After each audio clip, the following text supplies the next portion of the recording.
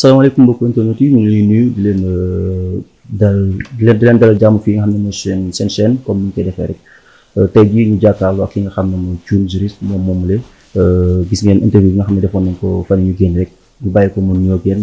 Thioune ñu ngi lay nuyu di la jaajëfal. waaw Khalil maa ngi lay nuyu di la fay bu baax di nuyu aussi mbokk internetu chaîne bi. am mbégte ñëwaat fii pour la deuxième fois j'espère que li ñuy waxtaanee dina leen amal solo ci loolu di leen souhaiter quand même lu gën ci seen journée bi wala ci seen soirée bi jërëjëf. ñu ngi jaajëf bu baax Thioune gis nañu actualité réew mi kooku li nga xam ne mooy Wally Ballago Seck bëgg nañu revenir si nga xam ne mooy dossier ndax gis nañu jëbbal na yoon lu toll si 210 millions. bëggoon nga leeral ñi nga xam ne ñoo ñu seetaan parce que gis nañ ñu si bëri ñu wax que ni dafa def moo tax wala boog lu ñu koy jiñ dëgg la moo tax mu génne yooyu la 210 millions est-ce que mën nga ñu expliquer caution boobu noonu lan lay tekki. waaw xam nga lii di Wally Seck yoon Sénégal daf koy tuumaal wala daf koy njoxtal que ni dafa def lu ñu tuddee blanchiment de capitaux. seetal alal joo xamante ni amin bi wala lewul wala mu bokk ci kuréel boo xamante ni ay nit yuy dajaloo la di def lu yoon tere muy association de malfaiteurs loolu la ko yoon Sénégal di reproché loolu la ko njoxtal léegi nag ci loolu yoon Sénégal convoqué ko créé na coow bi bu mu am bu mu ñëwee ñu convoqué ko ñu laaj ko ci loolu yoon Sénégal inculpé ko waaye mu jox ko liberté provisoire mooy ñun dañ la bëgg a topp ci lii dañu bëgg a xam nu mu demee waaye duñ la yóbbu ci kaso bi waaye li yombal ñàkk yóbbu ci kaso bi dafa am ci yoon lu ñu tuddee la liberté provisoire boo xamante ni da nga ko amee jaaree ko ci cautionnement soo demee ci article 135 du code de procédure pénale daf la koy wax mooy yow boo fekkante dañ lay tuumaal loola topp si yenn yi lu mel ni Wally mën nga yoon may na la nga indi cautionnement nag kon nit ñi dañu ko war a xam parce que waroo ko jaawatle ak nangu maa def parce que tekkiwu ko cautionnement ci yoon mooy garantie financière bi nit ki ñuy topp ki ñuy inculpé lu muy indi pour que justice mën sukkandiku ci loolu pour jox la liberté provisoire te li ma ta leeral aussi même cautionnement du droit automatique à une liberté provisoire c'est-à-dire que tekkiwul également que soo ko joxee rek dañ lay jox par la force liberté provisoire donc parce que mën nga am caution nga cautionner lu bëri la sax waaye kenn du la ko nangul comme le cas de Farba et le cas d'un certain Sénégalais bu ñuy arrêté woon en 2013 cour chambre d'accusation bi dañ ko saisir ci demande de mise en liberté provisoire le juge de la chambre d'accusation tontu ne damay bañ liberté provisoire et pourtant kooku tegoon na ci table bi 1 milliard pour ñu am liberté provisoire mais juge chambre d'accusation bi daf ne du ma la ko jox même boo indee 1 milliard parce que dafa am lu ñu tuddee risque élevé de fuite ak risque de pression sur les témoins et pourtant indi na xaalis mais daf ko ne yéen yow mii lu ñu njort ne leer na njort nañu ne njort bu kawe soo ñëwee di nga daw suñ la bàyyi da ngay daw beneen bi mooy témoin nekk ci biti da ngay def pression ba dëgg du feeñ et su boobaa ñun ne sees que indi nga même si indi nga 1 milliard de cautionnement dañ lay téye ci kaso bi donc pour dire que cautionnement mun na yombal sa liberté provisoire waaye munul tekki aussi automatiquement droit la pour yow nga am liberté provisoire. moom xaalis boobu la nga xam ne jëbbal na ko yoon mun nañ ne bis bu ñu demee ba topp ni que ni ba gis nga ni moom laalewul ci boobu la mbir boobu la xaalis dañ ko koy delloo. dañ ko koy restituer léegi nag cautionnement bi aussi bu nit ñi jaawatle ko ak remboursement parce que du loolu remboursement bu dee ci yenn réew yi dafa am benn système bu tudd plaider coupable mooy bu ñu lay tuumaal ci dara balaa maanaam teel a daanu xaw ma nu ñu koy nangu teel a daanu xaw ma nu ñu koy waxee nangu teel a nangu daal day waaw mooy nga nangu ne yow yaa def loolu mooy plaider coupable nga nangu yaa def balaa ñu la yóbbu ci àtte bi rek nga ne xaaral ma fay sama xaalis comme genre médiation la quoi léegi foofu xam nga nit ki dafa nangu ne moo def loolu mooy remboursement léegi nag cautionnement tekkiwul man maa def donc bul comparer boo bëggee maandu ci mbir yooyu da ngay yemale que ne cautionnement moom mooy nit ki dañ ko tuumaal dara moom mu indi garantie boobu muy xaalis ne léegi ne su téeleen lii léegi continuer seen enquête léegi may la ma liberté provisoire léegi nag su enquête demee nga xamante ni waa ji dafa nekk en liberté provisoire l'enquête dafay le juge d'instruction dafay nekk di enquêter à charge et à décharge bis bu gisee ni effectivement kii liñ ko jox toroon dara amu si da koy defal non-lieu mooy seetal ko mu set wecc et non-lieu bu amee yoon daf ne da ngay restituer xaalis bi nga xamante ni moom lañ déposé woon mu nekk caution et su boobaa da nga koy jox léppam léegi nag bu fekkee da nga koo daan dans ce cas doo ko restituer bu dee amende am na ci la ñuy fay bu dee am na dommage intérêt ci la ñuy fay bu état waree confisquer ci lañ ko si jëlee léegi pour que état moom bu amee mu am assurance que ne luñ lay tuumaa bu dee yaa ko def état bu waree recouvrer du am jafe-jafe loolu moo waral caution bi. moom comme tey jii bu ñuy xool ci wàllu mesure restrictive bi est-ce que moom jamono ji am na ko. non lenn la am mooy dafa war a nekk à la disposition de la justice te loolu leneen li mooy am na li tax li yombal liberté provisoire bi mooy garantie de représentation mooy yow justice bu Sénégal parce que justice aussi bu lay may liberté loolu moo ko ëppal solo mooy yow mii suñ la bàyyee est-ce que bu ñu la soxlaa di nga ñëw muy garantie de représentation mooy yow da ngaa élire domicile mooy fi nga dëkk am nga fi doom am nga fi njaboot am nga fi kër am nga fi liggéey d'ailleurs donc kooku du daw loolu mooy garantie de représentation beneen bi mooy soo ko defee justice mën na sukkandiku si loolu pour mu yombal sa liberté provisoire léegi effectivement nekkul sous contrôle judiciaire parce que dafa am différence contrôle judiciaire ak liberté provisoire sans contrôle judiciaire ak liberté provisoire assortie d'un contrôle judiciaire foofu contrôle judiciaire bu amee dañ lay gën a tënk am nga liberté d'accord mais dañ lay gën a tënk parce que dañ lay mën na la circonscrire ci benn lieu ñu ne la yaa ngi sous contrôle judiciaire bul génn Dakar par exemple reste toujours à Dakar amoo droit dem Thiès amoo droit dem benn dëkk bu bokkul ci région de Dakar par exemple alors pourtant yaa ngi liberté provisoire wala ñëw liberté provisoire nga waaye amuloo droit génn réew mi c'est-à-dire que mën nga dem ci région Sénégal yi yëpp waaye amuloo droit franchir 1 mètre pour génn réew mi loolu ñu tënk la limiter say déplacement d'accord obligé la des fois ngay signer d'accord temporairement soit par weer bu dee wala le dernier vendredi de chaque mois wala chaque 15 jours wala ñu des fois mën nañ confisquer sa passeport nga xamante ni loolu mooy d'office l'interdiction de voyager comme aussi soo nekkee liberté provisoire effectivement amul contrôle judiciaire foofu pour ngay déplacer yenn yi da ngay am autorisation juge bi parce que dans ce cas yaa ngi ak sa passeport dans ce cas wala mën na nekk comme ça yow booy voyager xam nga mën nga voyager di juge bi di ko yëg waaye foofu da nga koy yëgal ni dama war a voyager tel lieu et juge bi maintenant mu étudier su fekkente ne njort na ni parce que le juge doit être informé de tes déplacements pour s'assurer parce que tey bu dee daf la def liberté provisoire mu war a def enquête audition lundi bu dee yow artiste nga am concert le dimanche te concert bi yaa ngi ko am États-Unis par exemple su boobaa audition lundi bi du mun nekk léegi soo ko informé moom dina la wax soit ñu aménager ba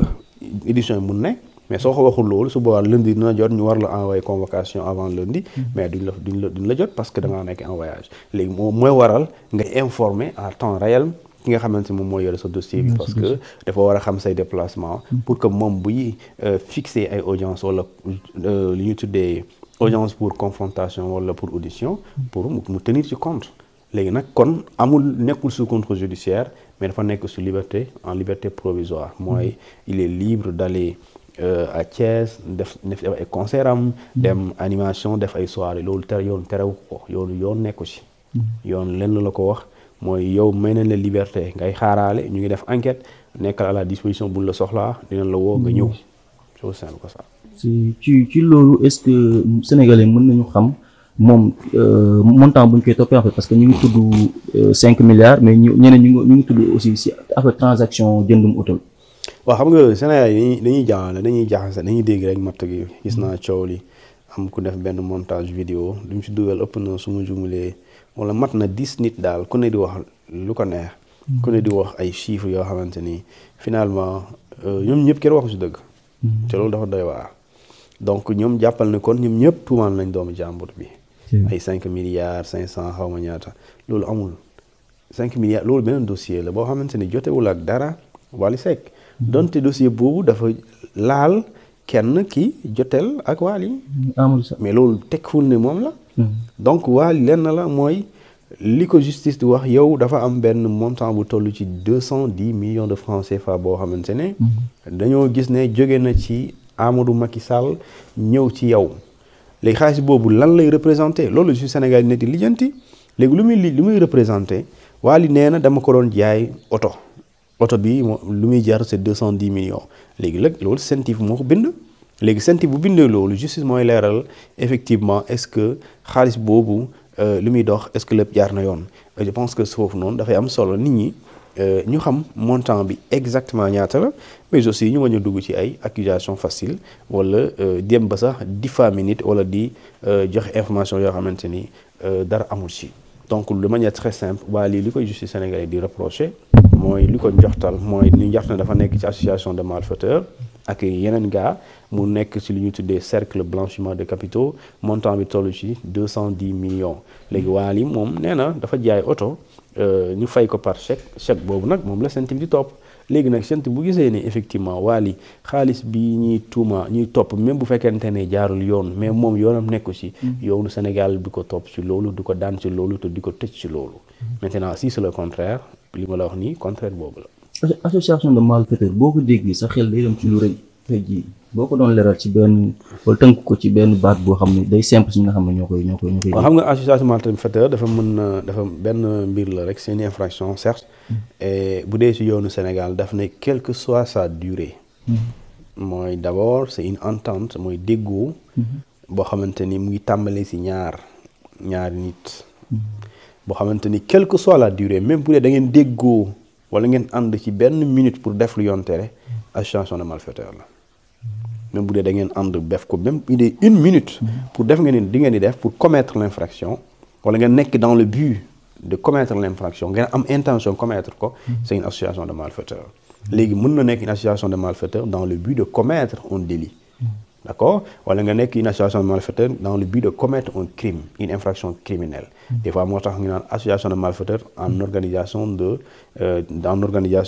xaw ma lan criminelle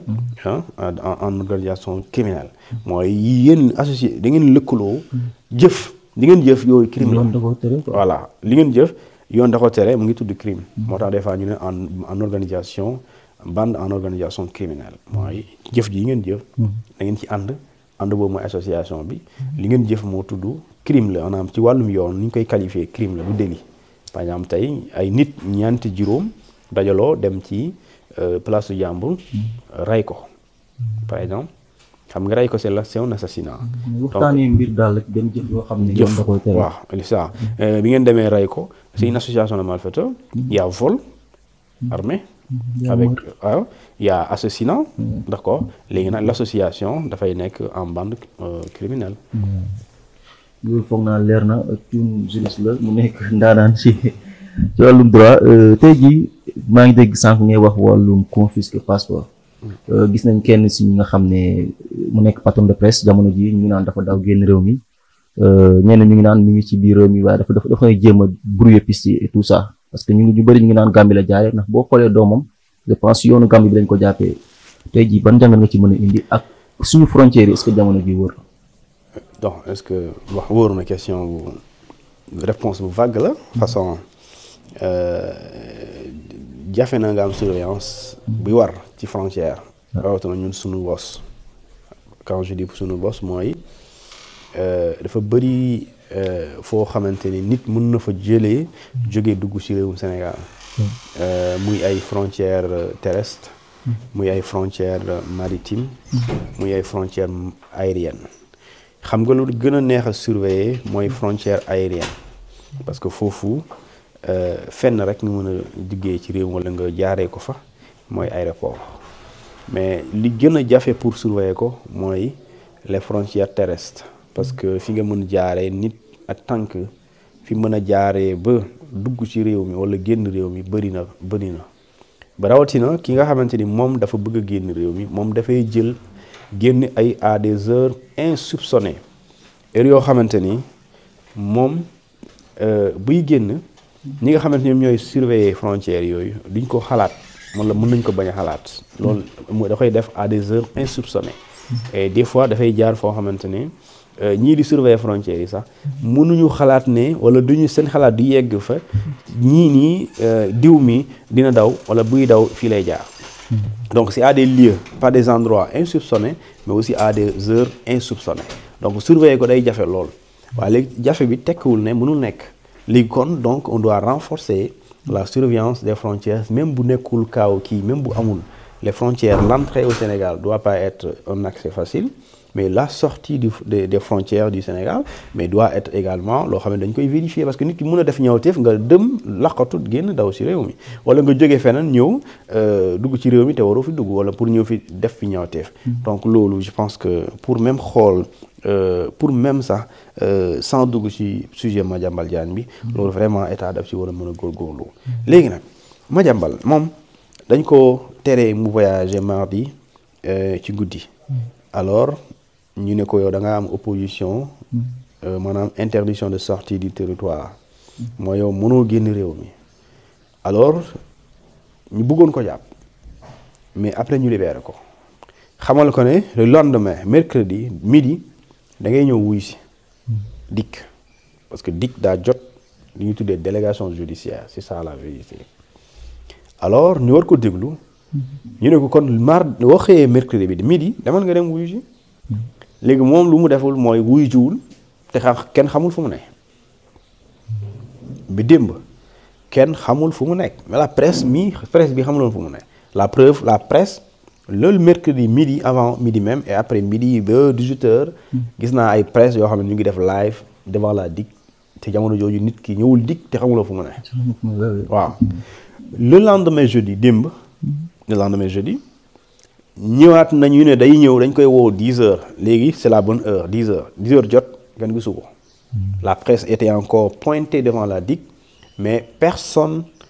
aucun journaliste aucun technicien n'a aperçu l'ombre de Madiambal Diagne gisuñ ko donc xamuñ fu mu ne jamono jooju il était activement recherché par la police parce que buñ la convoqué ñëwloo et ñu jot na yaa ngi ci réew mi dañ lay wër et loolu ci kanam boobu mooy bu ñu defee loolu gisuñ la bu ñu wëree gisuñ la dañ lay déclarer koo xamante ni ku ñu wër la maanaam dañuy déclarer que tu es en fuite yoon loolu la tudd on te déclare être en fuite léegi suñu la déclarer être en fuite da ngay nekk sous le coup d'accord d'un avis de recherche et d'un avis d'interpellation mooy dina la seet fu ñu la fekk jàpp la waaw dañ lay seet fu ñu la fekk jàpp la man loolu day juraale mandat d'amener mën na ko jur comme mën na jur mandat d'arrêt parce que mandat d'arrêt mooy interpellation bi mooy jàpp la yóbbu léegi nag su dee am na mandat d'amener dañ lay jàpp yóbbu la ci kanam juge bi su dee mandat d'arrêt jàpp la yóbbu la ci kaso bi le temps que ñu lijjanti sa cas léegi moom léegi jamono ji moom bind na démb 21h comme quoi moom nekkul Sénégal mu ngi France quitté na Sénégal sax ci ngoon bi nga xamante ni moom ñu ngi ko doon wër léegi nag question bi mooy bu dee dem na dem bi ci yoon warul am parce que yoon da ko tere donc loolu défiance la yoon tere la nga def dara yoon défiance la beneen bi mooy yoon woo la nga bañ loolu délit la défiance la donc dajale na ñett refus de déférer à une convocation défier la justice violer une décision administrative qui serait ce qu'on appelle l'interdiction de sortie du territoire. C'est l'autorité judiciaire qui a demandé à la police des frontières et des airs que nit kii bu mu génn. Ça c'est une décision. Jusqu'à preuve du contraire, c'est une décision. Tu la violes, c'est une infraction. mu def loolu yëpp sans compter lu ñu koy toppee. Ça c'est notre dossier. Donc léegi nag mu ngi fële loolu nag la question bi ñu war a poser la faille c'est une faille sécuritaire. C'est une imprudence. Pourquoi il a pu tromper la vigilance de ceux-là qui sont censés surveiller les frontières sénégalaises? Et par où il est passé? Par où il est passé? Par où il est passé? Quand je dis par où, mooy dëkk fan la jaar et cetera. Yan dëkk la teggi wala dëkk la jaar léegi nag voie bi moom vraiment man voie bi xam naa ne certainement ça ne peut être que la voie terrestre xanaa yoonu suuf rek la mën jël xanaa bu yoonu suuf da nga naan gaal te yaakaaruma gaal la jël parce que diggante Sénégal ak Gambie moom am na possibilité gaal mais amul possibilité avion sachant que pour nga jël avion am na possibilité avion quand je dis amul possibilité mooy ginnaaw bu ñu la teree mënoo dem feneen jël avion dem Gambie pour aéroport parce que aéroport na doo fa jaar kon pour nga dem Gambie bu dee dem nga ba foofu nekk sa point de départ pour nga dem Paris wala France alors kon soit da nga jël ci yoonu suuf wala nga jël yoonu ndox te yoonu ndox bi gëm naa ne boo ko jëlee guddi googu waxuma kenn du la yóbbu de waaye est-ce que mën la yóbbu donc pour dire que ku ñu toppee ay milliards kooku xanaa mun na génnee mun na fay nit sax n'importe que na ko kaay jël si ma léegi nag loolu mooy problème je pense doomam bi si loolu lañ ko jàppee ak jabar ji aussi parce que doomam bi suma juuma lañ ne dafa fay borom moto pour mu yóbbu ko bi biir Gambie loolu sax xam nga loolu effectivement comme ni nga ko waxee ki ñuy tuuma ki bëgg a daw moom bu yoree moyen bi koy permettre mu échapper à la justice da koy teg ci table bi parce que li ñuy faral di wax liberté amul prix te loolu ñi nga xamante ne ñi la ñuy toppee ñi lay topp ñoom xam nañ ko la liberté n'a pas de prix donc s'il y a un moyen qui te permet d'accord d'être libre da nga koy def doo xalaat léegi loolu yëpp du problème loolu décision loolu c'est une démarche subjective Madiambal Diagne moo ko décidé xam nga nit kenn du ko commentéeral kenn du commentaire nit ki li nga décidé def ko parce que li nga décidé def ko yow yaa ko décidé def donc yow la neex ça c'est une démarche subjective léegi nag bi nga ko defee yow lu la ci fekk moom mën nañ ci waxtaan loolu moom il court des risques immenses et loolu dafay aggraver sa situation yombalul ko benn yoon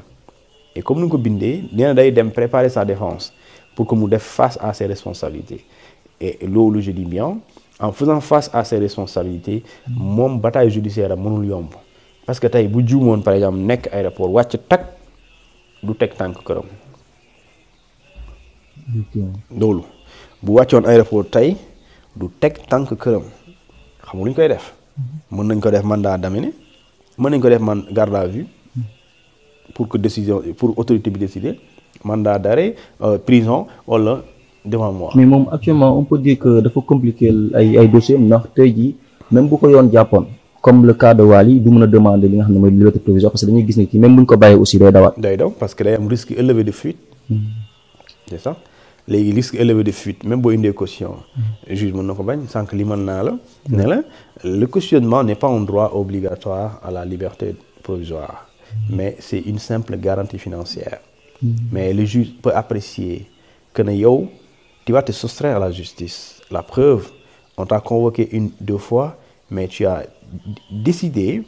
de défier la justice et cette défiance est une tentative de soustraction. D'accord léegi su boobaa boo ñëwaatee ñu jàpp la pour loolu mën nga indi en tout cas mais juge bi dina nangu loolu parce que danaan il y a un risque élevé de fuite comme je te donne l'exemple de l'ordonnance de la chambre d'accusation bi nga xam moo am en 2013. Donc c'est un peu ça. léegi ça c'est des éléments d'appréciation yoo xamante ni à la limite c'est discrétionnaire c'est de la discrétion. mooy tey juge bi des fois yenn décision yi muy jël moom rek moo la mën a wax li tax ma jël ko. par exemple parce que bu fekkee dañ la ne ku indi xaalis bu la toppee yenn affaire yi boo indee caution dina la bàyyi. mën na la bàyyi waaw léegi nooy comprendre mu indi xaalis te caution te bàyyiwuñ ko loolu bu am na appréciation discrétionnaire. mooy kii njortu naa suñ ko bàyyee day daw. est-ce que loolu preuve la njort la mais wóoru la. mais loolu appréciation discrétionnaire la. kii su ma ko bàyyee boobu moytuwul dina nëbb preuve yi mooy destruction de preuve mooy nëbb dissimulation de preuve. déjà il parle de préparation comme défense et tout ça. donc on peut dire que ni loolu la quoi si jamono si tànk yu mais juge bi sax le juge là bi nga xam ne mooy yor dossier bi mun na ne par exemple le fait que yow nga. génn réew mi sax loolu non seulement fuite la waaye bi nga demee c'était une tentative de dissimulation de preuve loolu yow juge bi la ko waxee da nga ko mën a weddi mënoo ko weddi par exemple man su ko juge waxee ñu wax ko ci presse bi je suis pas en mesure de vérifier ça mais xel mën na ko jàpp parce que képp ku ñuy jàpp yoon may na la sax des fois nga fen pour génn si waaw bu dee nekk témoin donc yow kon bu dee yoon may na la loolu yoon aussi mën nga utiliser sa moyen pour casser bu dee am na lu ñu lay toppee bu dee lu am la mën nga utiliser ay moyens pour seeyal lépp luy firnde pour ñu mën la tëj parce que en droit pénal dañ ne on ne doit pas condamner quelqu'un sur la base d'une insuffisance d'éléments de preuve mooy sëñ bi preuve bu amul firnde bu amul waruñu tëj kenn quand je dis tëj kenn je parle de la condamnation mooy juge bi mënul la tëj condamné naan tëdd nga 3 ans 3 mois parce que amuñu preuve donc bu ñu amul preuve doute la ñuy am et lorsqu'il y a la doute sur la culpabilité ci nit da nga koy bàyyi da nga koy innocenté parce que amoo droit tëj koo xamante ni amoo benn firnde wala da ngay njort à moins que nga jalgati yoon waaw c'est ça est-ce que moom mën nañu xam lu ko yoon di toppee parce que maa ngi dégg ay valeur genre je sais pas ay milliards waaw moom ñu ngi koy toppee ñu ngi koy tuumaal en tout cas li toll ci 21 milliards ci lëkkaloo bu mu lëkkaloo benn société bu tudd Ellipse Project International Ellipse Project International est une entreprise su ma jubalee française boo xamante ne dafay yëngu ci tabax ay hôpitaux ngay tabax ay yu ñu tuddee ay infrastructures judiciaires ñu bëggoon ko confier ñu ne moom moo war a gagner marché de construction de 69 établissements judiciaires ci réewum Sénégal à partir de 2019 jusqu'en 2027 alors le projet c'était 250 milliards de francs CFA alors ci projet boobu lu ñu ci waroon construire bokk na ci ay palais de justice mooy ay prison ay bërëb bu ñuy àtte ay prison ay yeesalaat yoo xamante ne mbirum justice la ay palais yeesalaat ay prison yeesalaat ay tribunaux par exemple yeesal ay tribunaux tabax ay tribunaux tabaxaale ministère de la justice ci boppam fi mu war a ne mooy tuddee ko la chancellerie ñu tabaxaale ko ci tabaxaale le conseil constitutionnel siège am tabaxaale la cour suprême siège am ordre des avocats sax waroon nañu am seen siège l'ordre national des avocats du Sénégal seen siège bi dañ ko prévoir ci loolu ñu ne lii suñ defee 250 milliards war nañ ko mën a tabax ci projet boobu léegi Ellipse Sénégal Ellipse plutôt Projects International waroon def loolu alors ñu gi ne Madiambal moo nekk kii démarcher wala faciliter la venue de cette société Ellipse plutôt Projects International moo ko facilité pour ñëw en contrepartie d'une commission boo xamante ne suñ ko xaymaa mu ngi toll ci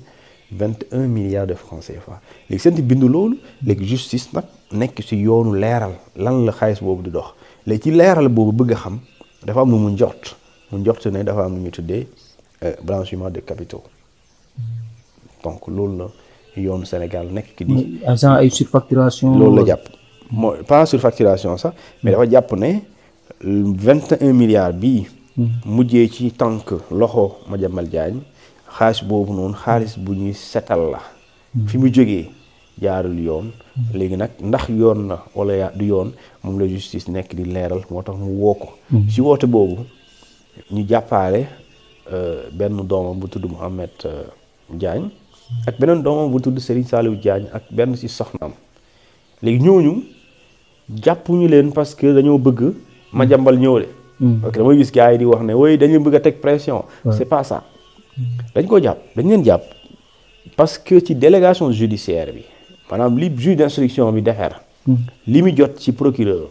bind ko muy réquisitoire introductif juge d'instruction bi ci délégation judiciaire bi dañ ci mentionné ñii bokk na ci nit yi ngeen war a déglu ñoo laale ci mbir waaw voilà dañoo jot dañoo laale ñu bokk na ci ñi ngeen war a déglu waaw léegi bu dee dañ leen war a déglu bu gaa ji naree génn frontière soo ko gisee loo koy def koy jàpp indi waaw su dee keneen ki mu ngi Dakar soo ko gisee doo ko jàpp koy jàpp donc loolu mooy wax ji léegi nag loolu ça n'a rien à voir avec nga jàpp ko pour teg pression kee pour mu ñibbisi loolu su boobaa otage lay xaw a ndiroo mais c'est pas le cas donc ils sont arrêtés parce qu'ils doivent être entendus dans cette même affaire ainsi que leur père et leur époux ou son époux Donc c'est comme ça. Donc Madiambal Diagne doit être entendu, ses 2 enfants doivent être entendus et son épouse doit également tout de même être entendue. C'est aussi simple que ça. foog naa loolu leer na Madiambal Diagne gëm nañu ay fan yu néew dañ ko gis ci réew mi bi comme ñu naan ba dem préparer li nga xam ne mooy défense bii gis nañ ki nga xam ne aussi mooy Mansour Faye ñu libéré ko moom mu nekk je pense su bracelet électronique lañ ko defal. Est-ce que teelul jamono ji ñu bàyyi ko parce que maa ngi gis ñu bëri ñu wax que ni justice bi parfois doo comprendre ndax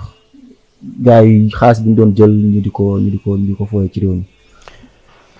léegi naa aussi nga laalaale si li nga xam ne mooy haute cour de justice bi nga xam ne ñu ngi ciy tudd mooy Amadou Ba ak yeneen ñaari nit yoo xam ne yoroon nañ ndombal tànk ci réew mi ñu tëjee ko. waaw xam nga des fois li tax nit ki di comprendre mooy du lire di bokk na si.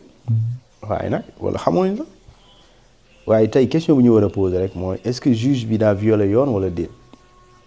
kenn du la wax déet kenn du la wax waaw. kenn du la wax waaw violé na yoon. kenn Sénégal fii. kenn laa wax bu violé woon yoon procureur day def appel day def opposition lu defu ko bu ko bëggoon def waa Mansour Faye du génn lu tax deful appel lu tax deful opposition lu tax deful pourvoi en cassation comme nu mu ko defee ci Lat Diop defu ko parce que jàpp na ne on n'a pas violé la loi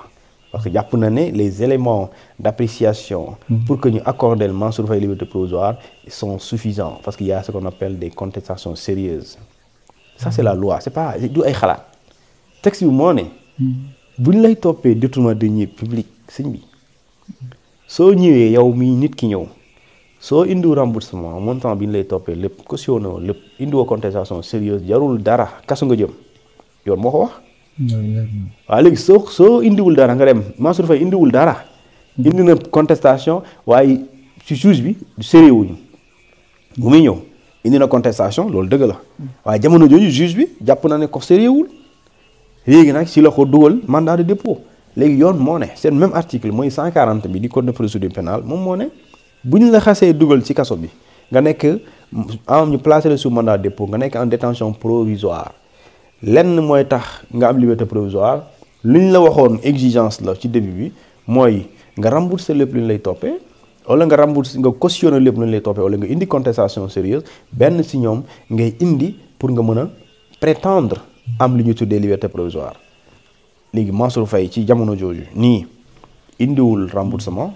cautionné wul waaye indi na contestation sérieuse donc boo ko indee donc tu es éligible à ce qu'on appelle à une demande à une liberté provisoire et cette liberté provisoire c'est encadré par la loi donc loi bi loolu la wax léegi nag su boobaa sénégalais bi pour mu comprendre lii juge bi def dafa war a dem lire article boobu soo ko liirul mën nga ne waaye attends justice bi moom finalement moom lu mu demee nii waaye ji ñu jàpp ko pour lii après mu génne ko ne yooyu parce que moom doo ko comprendre mais texte bi li ma la wax rek mooy nit bu décidé da ngay xool ndax jaar na wala jaarul yoon le juge sa décision elle est fondée sur l'article 140 du code de procédure pénale il y a aucune violation absolument pas de violation de la loi a été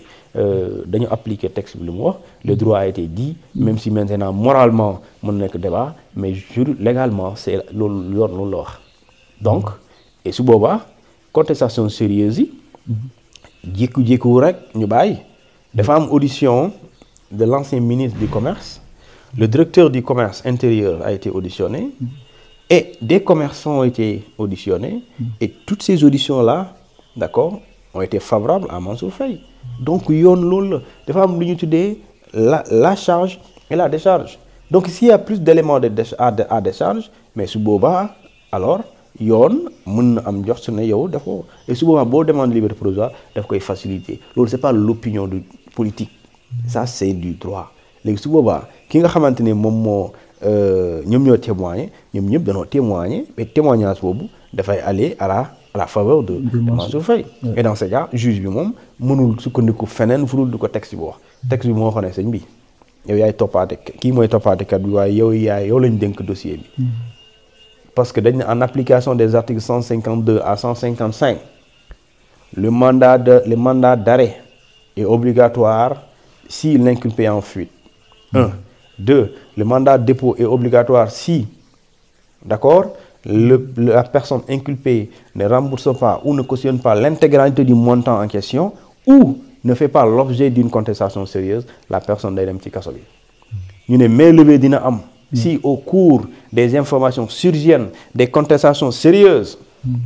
ou un remboursement ou lu ñu tuddee un cautionnement, d'accord, la personne peut prétendre être éligible à une liberté provisoire. Article 140 et effectivement 135 ak du code de procédure pénale sénégalais. Donc loolu le texte bi wax léegi nag loolu su texte bi waxee loolu juge bu ñu ko indi loolu lu muy décider lu dul loolu parce que c'est le même juge bi ko yóbbu ci kaso bi moom moo ko signal mbir mi damay comprendre loolu et bu ñu koy signé article boobu la sukkandiku ku mu dugal ci kaso bi article boobu la sukkandikuwaat pour jox ko liberté provisoire. moom jamono ji 140 mën na dem seetu yaa boobu la nga xam ne dafa feebar. non xam nga Mansour Faye est sous contrôle judiciaire sauf qu'il n'est pas placé sous bracelet électronique. Il est en liberté provisoire assorti d'un contrôle judiciaire. C'est-à-dire que tout déplacement à l'étranger doit faire l'objet d'une autorisation du juge. Point. Au contraire soo ko defulee nga dem te amoo autorisation bi ça c'est une violation du contrôle judiciaire et la violation du contrôle judiciaire dafay jur la révocation mooy l'arrestation immédiate de la personne te loolu gëm naa def risque boobu donc loolu la léegi nag xam naa dans tous les cas être sous contrôle judiciaire moo gën nekk ci kaso bi moom. moo gën mais bu dee mënoo voyage biti réew. waaye nekk ci réew mi. fu la neex nga dugg moo gën ci yow. moo gën sax waaw. comme ni ñu wax ci liberté amul prix. tey jii mooy comme li ma wax sànq rek ñu jeexalee foofu ñooñu nga xam ne haute cour de justice ñu ngi leen fay xaar. mooy ancien ministre yooyu la nga comme je pense Amadou Ba si la bokk. tey jii ban leeral nga ci mën a indi lan ñuy xaar si justice boobu la mbir. bon xam nga constitution bu Sénégal ci article 101 bi daf ne oui 101 ou 2 bon 100 je me jumlee daf ne ñi nga xamante ne ñoom ñoo nekk ministre président de la République premier ministre ñoom ils peuvent être poursuivis que par la haute cour de justice. bu fekkente ni ginnaaw jamono bu ñu nekkee ministre président premier ministre danoo def lu yoon tere. ba pare yoon ne ils sont responsables de leurs actes yu ñu accomplir mooy lépp lu ñu ci def rek ñoom ñooy responsable mooy pénalement ils sont responsables bu dee def nañ lu yoon tere. alors ci article boobu mu prévoir la nan lañ fa la ñuy jaar ba yóbbu leen haute cour de justice. alors mu am une loi bi nga xamante ni c'est une loi portant création de la haute cour de justice loi boobu indil la process bi procédure bi instruction bi ak jugement bi ak li ci topp ci procédure bi ne pour ñu topp leen dafa am lu ñu tuddee une résolution de mise en accusation boo xamante ni assemblée nationale daf koy jot ministère de la justice moo koy def mu ñëw ci assemblée nationale bi député yi xool ñu saytu xool càmbar ñu voté majorité c'est-à-dire que c'est 3/5 des députés la ñu wax donc bu dee jamono ji c'est au moins 99 députés ñoo war a valider loolu bu ñu ko valider ci procédure bi ñu ne alors comme nu mu amee woon ci ñoom Moustapha Diop ci ñoom Mansour Faye mi d'ailleurs ak ci ki nga xamante ni moom mooy Ndeye Saly Diop Dia léegi nañuy def procédure boobu te su boobaa bu député yi waxee ne d'accord ñunu ànd nañu ci ñuy def mise en accusation cette résolution de mise en accusation président assemblée nationale daf koy jébbal le procureur général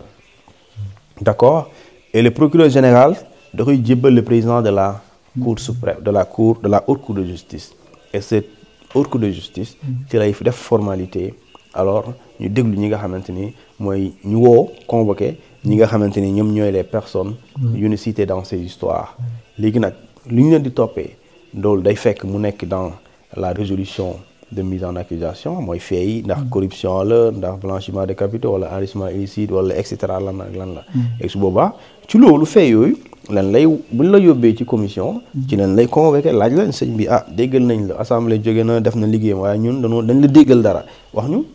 si vraiment bi nga ñëwee indi nga firndeel ne loolu ñu lay waxal lii mooy dëgg te doy na juge bi da lay bàyyi waaye bu ko doyul mu da lay inculpé ñuy xool ndax da ngay am liberté provisoire wala déet boo indee garantie yu doy juge bi mu comme ni ma la ko waxoon sànq amul risque de fuite élevé, amul lu ñu tuddee risque de pression sur les témoins, amul risque de dissimulation de preuves, alors mën nañ la bàyyi nga am liberté provisoire. Au cas contraire mën na la dugal ci kaso bi bu fekkente ni nekkul yenn délit comme détournement de deniers publics comme dafay doon comme le cas Mansour Faye. Mansour Faye bu ñu ko convoqué pour la première fois il n'a jamais cautionné, il n'a pas remboursé, il a présenté des contestations qui disent être sérieuses de sa part, mais selon le juge nekkuñu ko. Bu ñu nekkoon lu sérieuse yàlla xam na ne jour boobu lañ koy bàyyi, mais juge bi jàppoon na jamono jooju les contestations n'étaient pas sérieuses, mais après d'accord en septembre 2025 il considère que les contestations sont sérieuses et moo tax mu may ko liberté provisoire. Donc ñii aussi c'est un peu ça, suñu leen convoqué dañ di laaj ci li ñu leen di tuumaal. Et loolu nag bon je sais pas ndax dañ ci yegg wala ñu ci yegg, en tout cas le rapport de la Cour des comptes a évoqué des faits yoo xamante ni dañuy relever ay irrégularités financières, day évoquer ay des présumées infractions pénales, dafay évoquer des ce qu'on appelle des fautes de gestion éventuelles, day évoquer également lu ñu tuddee ce qu'on appelle ay fautes administratives et des fois même gestion des faits. Mooy ñoo xamante ni duñu ay comptable, loolu c'est dans le rapport, duñu ay comptable mais dañoo gérer ay deniers publics. De la loi sur les finances publiques article 125 daf ne seuls les comptables d'accord de deniers wala comptable matière ñoom ñoo war a yore deniers publics, même ministre waru ko yore. Daf ne seul, foofu vraiment amul exception, daf ne seuls les comptables. mooy ministre donc amul pour di gérer di comptable war a def du ministre moo ko war a def. Moo tax ñu ne seuls les comptables matières, les comptables peuvent wala doivent d'accord manier les deniers publics, ñoo war a alal réew mi daal ñoom ñoo ko war a doxal di ko dugal di génne. Donc ministre yi ko defee te am na ministre yu ko def, am na ministre yi sant ay nit ñu def ko et loolu problème la. le cas Amadou Ba balaa ñu koy entendre est-ce que dañuy di dindim li nga xam ne mooy maanaam kiraay. Non bu dee dañuy dem yoon. Amadou Ba ñaar la il a d'abord ce qu'on appelle le privilège de juridiction et il a l'immunité parlementaire parce que député la. Donc s'agissant du privilège de juridiction la procédure li ma la ko wax sànq loolu mooy am résolution de mise en accusation devant la haute cour de justice après ñu député yi pour ñu mën ko topp il faut nga jaar foofu en tant qu'ancien ministre, d'accord. Léegi nag si c'est un député pour nga mën ko topp il faut nga lim di l'immunité parlementaire et ça c'est les députés qui vont le faire à l'Assemblée nationale. loolu leer na ñu bàyyi la rek nga joxe mooy sa dernier mot. waaw bon di la jaajëfal di la remercier di wax ne rek ñu gën a abonné partager commentaire joxe seen appréciation pour soutenir l'État du Sénégal doit soutenir ces genres d'initiatives entrepreneuriales gën a jàppale les jeunes ñi nga xamante ni ils ont aujourd'hui une ambition boo xamante ni bu ñu ci leen jàppalee dina gën a mën a indi koom ci réew mi parce que koo xamante ni dafay jël propre moyen propre ressource financière mu bëri tuuti pour taxawal dara kooku boo ko jàppalee dafay gën a taxawal parce que xam na fu mu jëm. Donc li muy soxla rek mooy appui financier accompagnement orientation plus de formation et loolu je pense que loolu c'est de la responsabilité de l'État du Sénégal à travers certains ministères organismes yoo xamante ni li mel ni waa DER ñooñu ak ñoom ANPEJ ak li ñu tuddee ñoom Khoureyssi Thiam ñu lu ñu yore genre yi la ñu war a accompagner on doit accompagner des porteurs de projets pour que lu ñu séntu ci réew mi di création d'emploi mu am parce que tey bu ñu la jàppale woon nga taxawal sa boîte bi au moins di nga ci am mën nga ci recruter 5 personnes. 5 personnes c'est au moins 5 familles sénégalaises yoo xamante ni 5 personnes bu ñibbi ku ne bu weer bi dee même bu dee 100 000 la mu tuuti mu bëri 100 000 dina dugg sa kër. Léegi boo ko defuloon 100 000 dugg sa kër donc loolu mooy créer richesse. Donc la création d'emploi dafay créer ay richesse la création de richesse dafay rassurer dundu dafay dëgëral la vie économique day tax commerce bi day dox parce que ça tu as un salaire tu rentres chez toi am nga soxna da ngay jël sa salaire bi jox sa soxna. xale bi soxna si day jël xale bi ci xaalis boobu jox ko mu dem jënd bonbon boobu dem ci boutique bi. yow nga dem jënd mu dem ci marché bi jënd mère xuja mu ngi toog di jaay di xaar ñu jënd pomme de terre am jënd ay banaanam mère Khoudia moom ti bare xaalis boobu nga jënd moom loolu lay dajale bu demee këram sëtam ci lay jënd moom tamit sëtam boobu dem ci boutique bi